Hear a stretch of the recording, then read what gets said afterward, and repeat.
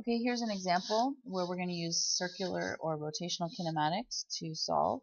So press pause, take as much time as you need to read through this, and then press play when you want to go through it with me.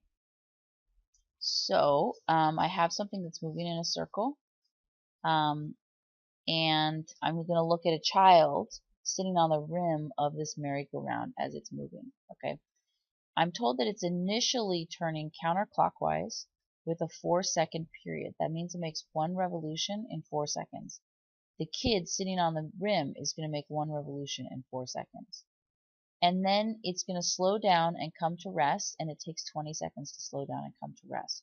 So I want to know what is the angular and tangential acceleration, and then I want to know how many revolutions does the merry-go-round or the kid make as it stops. Okay, so let's look at answering those first questions. First, before slowing, what is the angular velocity of the child on the rim? Well, I'm looking at what's happening initially, so omega initial. They tell me it's one revolution in 4 seconds. The period there, t, is 4 seconds. So I can say my initial angular velocity is one revolution in whatever that period is, which would be 4 seconds. Well, one revolution is 2 pi radians, and it takes 4 seconds, that's my period, to go through the 2 pi radians. So my initial angular velocity is 1.57 radians per second. Now I want to know what's my angular acceleration. So let's use this initial angular velocity to solve for my angular acceleration. I know my initial angular acceleration. I also know my final angular acceleration. I know my initial angular velocity. I also know my final angular velocity is 0. And I know that it takes 20 seconds for that to happen. And I want to know what is my angular acceleration. So I choose the equation that involves these 4 variables, and it's this one. So here I've plugged in all the values, and I solve for my angular acceleration. Now that I know my angular acceleration, I can figure out my tangential acceleration using this expression. So here I've plugged in for my tangential or my angular acceleration, and I've plugged in for my radius. Be careful because this is a 5-meter diameter.